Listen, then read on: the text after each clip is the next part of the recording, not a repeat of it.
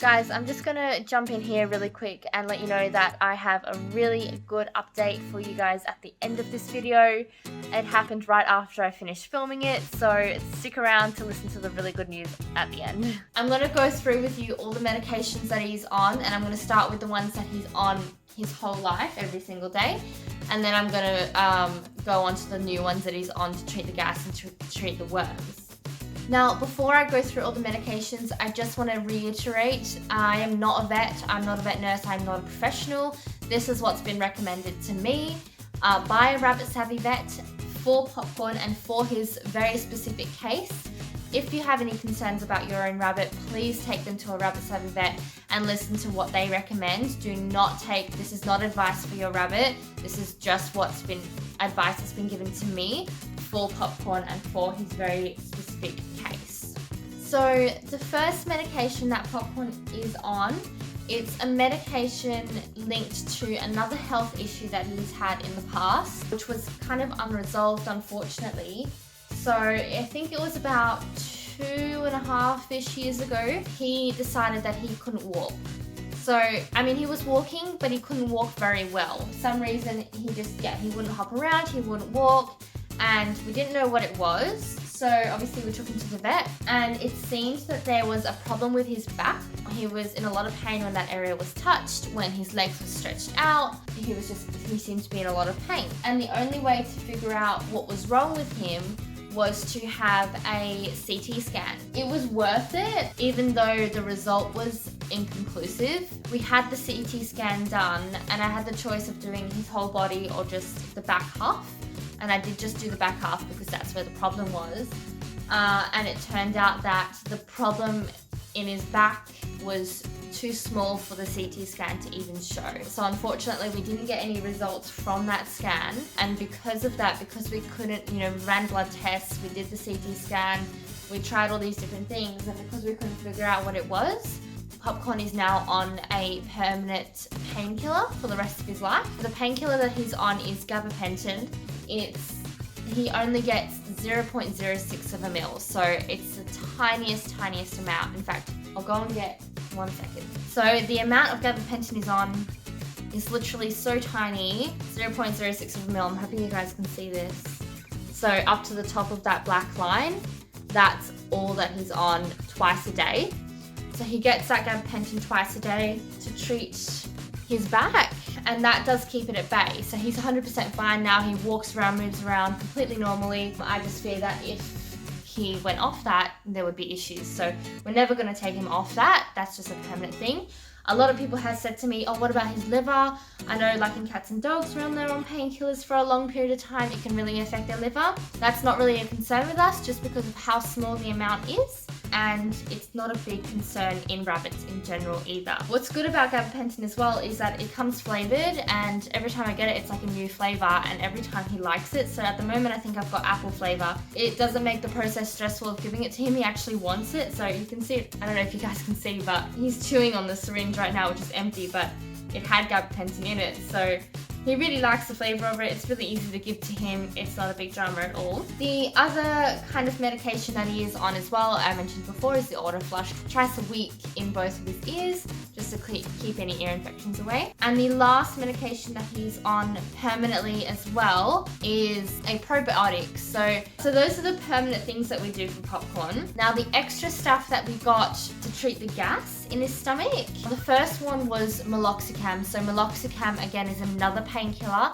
I always have meloxicam on hand just in case he has any issues, and he does just need that extra relief. And meloxicam is banana flavor, I think, as well, so he absolutely loves it. I've actually got the syringe here that had meloxicam in it, and he's trying to eat it. No, there's nothing in there, Papa. There's nothing in there. Empty. It's empty. It's empty. No. Sorry, so yeah, it comes with this syringe here. It's a 1 ml syringe. He gets 0.45 of a mil, which is based on his weight. Now he's on that only now to help relieve any pain that he's having because of the gas. He gets that twice a day as well, in the morning and at night, and it's, yeah, so 0.45, which is, it's not that much either. It's only that much of the syringe. The other one that he's on to treat the gas is called famotidine. That one there as well is just 0.06 mils, so it's the same as the gabapentin, just that tiny amount that I showed you earlier, and that's also twice a day, and that's to help relieve any gas that he has. What? Hello. The other medication that he is on is Infocol.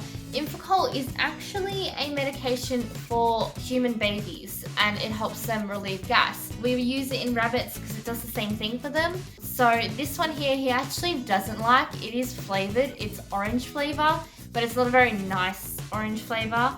So unfortunately, he does get that twice a day, and he does get a whole meal. So this whole thing essentially he gets twice a day.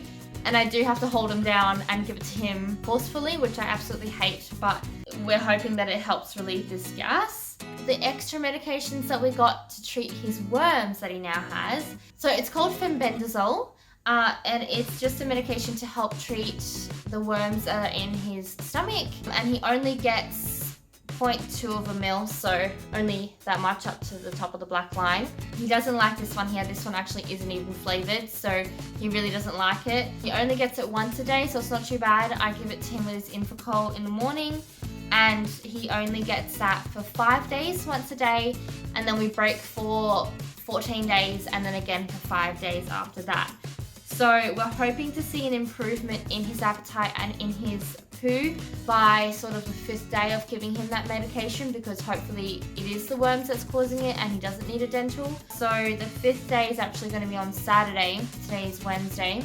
The last thing that my vet has recommended that we give him is actually just to help with the gas, but he recommended it to us the second time that we saw him yesterday. So it's a prebiotic fiber, and it just helps. It's actually for like people, but we just dissolve a little bit in water, and again that just helps to relieve any gas as well. The vet did recommend that we get a bunch of wet grass and actually dissolve the powder on top of the wet grass.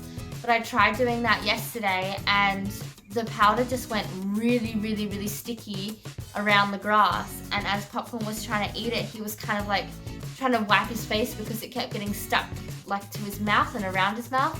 And I don't think he enjoyed it because he just really wanted to eat the grass, because rabbits love grass. And then he couldn't because it was all sticky.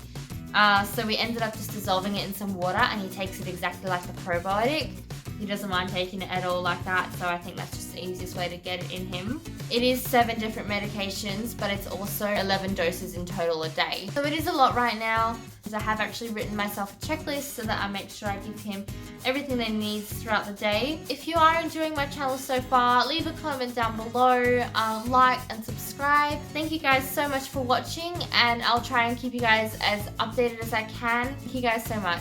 Guys, I literally just finished filming that video that you just watched, and I have Popcorn next to me, and he's just been eating and pooping, and his poos are so much better than what they've been in like weeks. And I thought I would quickly just add this in at the end of the video, and I might even just show you the poops because I'm just so excited. There you go. So I know that they are still small, but they're a really good color, and they're hard. He hasn't done like solid round poos in literally months. I'll show you what his poo normally looks like. It's like all squashed and squishy and horrible. But I've just found a couple of these, and I'm really excited that they're hard. You guys might find this really gross that I'm holding poop in my hand, but if you have a rabbit living indoors like I do, you probably understand. Just thought I'd give you guys a quick little update literally minutes after I finished filming that video. So really happy. Hopefully this gets better and better.